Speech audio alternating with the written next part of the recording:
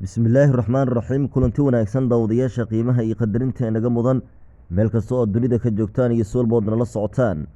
halkani waa shacabka t v oo idiin soo gudbinaya wararkii ugu dambeeyey xaaladda dalka iyo caalamka intiisa kale qodobada wararkaan idin hayna waqti xaadirkani waxaa ugu waaweyn xasan sheekh maxamuud oo dhowr qorsho hordhigay cabdicasiis xasan maxamed laftagareen hogaamiyaha maamulka koonfur galbeed iyo heshiisyo hordhaca oo ay wada gaareen wafdiga xasan sheekh maxamuud iyo sidoo kale madaxda dowlad goboleedka koonfur galbeed xasan sheekh oo ka baaqsaday dagaal toos oo siyaasadeed oo lagu qaado laftagareen kadib markii ay qorshaha u soo bandhigeen xubno siyaasiyiin oo ka soo horjeeda cabdicasiis xasan maxamed laftagareen wararkii ugu dambeeyey ee kulamadii ka dhacay saacadihii lasoo dhaafay magaalada baydhabo ee xarunta gobolka baay ayaan idiin soo gudbin doonaa iyo ciidamo fara badan oo lagu soo bandhigay xerooyin ku yaala duleedka magaalada baydhabo maxay shaqo ay qaban doonaan ciidamadaasi warbixin aan ku eegi doonno ayaan idiin soo gudbin doonaa qabaa'ilada kale ee soomaaliyeedna waxaa amakaag iyo fajac ku noqotay magacaabista aan cadaaladda ku salaysnayn ee uu sameeyey dhowaanahan madaxweynaha cusub taasi oo haddii ay sii socoto keeni karto in dowladda xasan sheekh maxamuud durbaba ay yeelato mucaarad xooggan iyadoo aanay xitaa hal sano dhisneen ama hal bil waxaanu eegi doonnaa magacaabista faraha badan ee isdabajooga ee xafiiska madaxweynaha ka socota taasi oo aanay hab cadaalad ah loo marin cali ciid hogaami ku-xigeenka dowlad goboleedka galmudug oo muqdisho u jooga in loo magacaabo xilka ra-iisul wasaaraha mase u shaqayn karaysaa arrintaasi warbixin ayaan idinkugu soo gudbin doonaa warkeenna iyo dowladda qatar oo sheegtay in soomaaliya ay ku bixin doonto mar kale lacag dhan 100 milyan oo dollar xilli uu soo gabagaboobay mashruucii wadda dhismeedka oo ay ka waday gudaha dalka ilaa iyo ay dhistay wadooyinka isku xira labada shabeelle iyo gobolka banaadir qodobadaasi kuwa kale ayaan idiin soo gudbin doonaa meel kastoo aad dunida ka joogtaanna kulanti habboon ayaanu duleenahay halkani waa shacabka t v oo idila socodsiinaya wararkii ugu dambeeyey ee gudaha iyo dibadda afkaartiina waxaad ku sacbiri doontaan daawadayaasha qiimaha iyo qadarinta inaga mudan magacaabista xafiiska madaxweynaha ee xasan sheekh maxamuud ayaa weli isdabajoog u socota inta kastoo xukuumadda laga sugayo iyo xelalka sare balse arrinta dadku ay diidan yihiin oo la yaabka ku noqotay ayaa ah in madaxweynuhu xubnaha uu magacaabay ilaa iyo haatan oo 12 kor u dhaafaya badankooda yihiin kuwa ka soo jeeda heeb ahaan dhankiisa halka soomaalidii kale oo iska dhitirayo haddaba haddii magacaabistiisii ay sida hal dhinac u badatay xasan sheekh maxamuud maxaa laga filan karaa xelalka kale ee waaweyn ee soo socda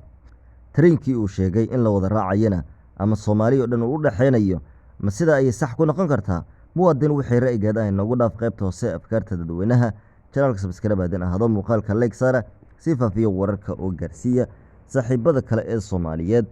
weynoo sidaase aynu ku bilowno marka hore warkeenna waalidweynaha qurbaha ku nool waalid ka faa'iidayso fursaddan ubadkaaga gee maxadkan ay ka baranayaan barashada qur-aanka kariimka iyo culumta shareecada islaamka waana maxad kuu furan 24 saacadood iyo 7 maalmood oo usbuuca waxaana ubadka loo dhigayaa barashada qur-aanka kariimka barashada akhriska higaada luqadda carabiga barashada afkeena soomaaliga iyo barashada culumta shareecada islaamka sida kutubta fiqiga axaadiista iyo tafsiirka waxaa sidoo kale waalidiinta la baraya isla markaana laga saxayaa ataxiyaadka salaada iyo aayad kursida waalid hadda ka faa'iidayso oo hadda isqora maxadka tartiilul qur'aan online oo ah dugsi fac weyn oo ay sanad kasta ka qalin jabiyaan ardayda kala duwan ee caalamka ku nool ballanteennu waa inaynu hore ula xidhiidhno maxadka tartiil qur'aan online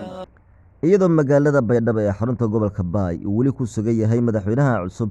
xasan sheekh maxamuud halkaasi oo ay ka soconayaan kulamo siyaasadeed oo u dhexeeya xasan sheekh iyo sidoo kale cabdicasiis xasan maxamed laftagareen hogaamiyaha dowlad goboleedka koonfur galbeed ayaa wararka laga helayo magaalada baydhabo ee xarunta gobolka baay ay tilmaamayaan in kulamada qaarkood ay guulo ku soo dhammaadeen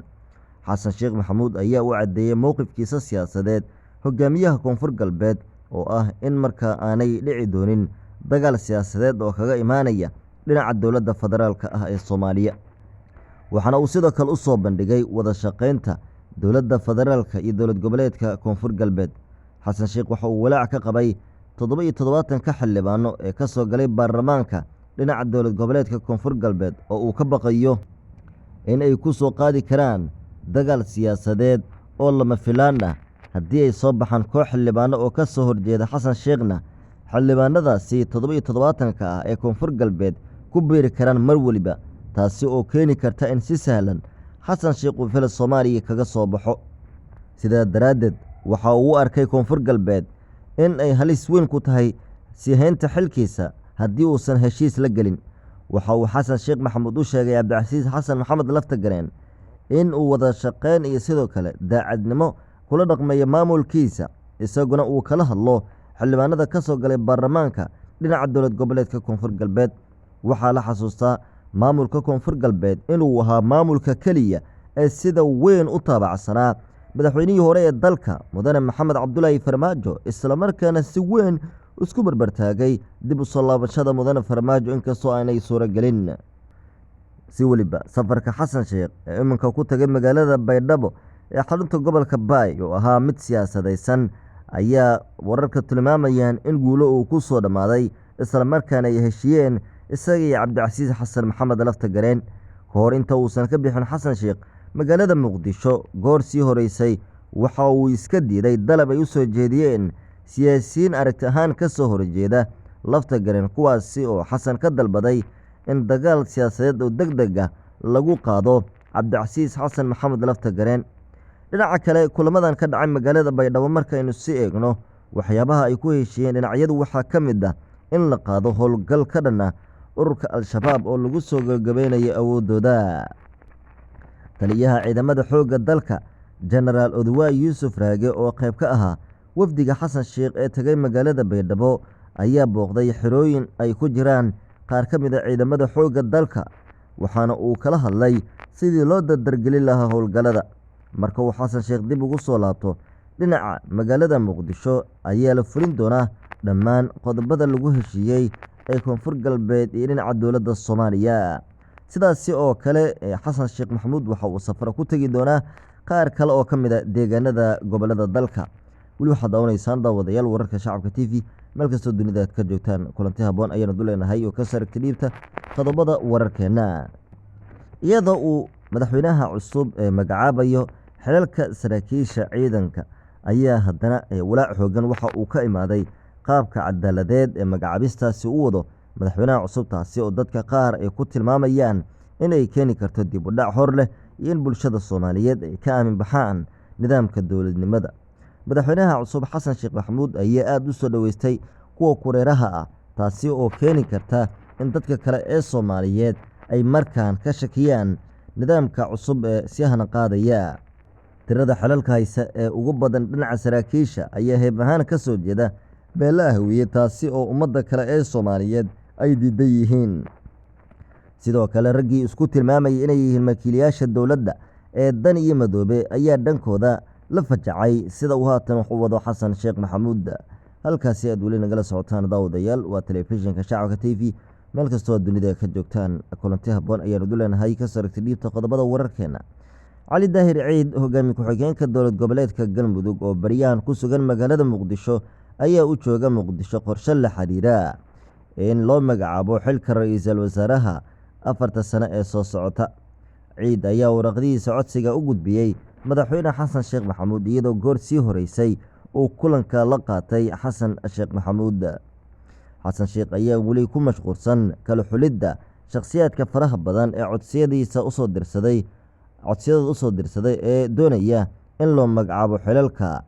ra'iisul wasaaraha iyo sidoo kale xilalka kale ee dowladda gabagabadiina marka aynu eegno dowladda Qatar ayaa waxa ay shaaca ka qaaday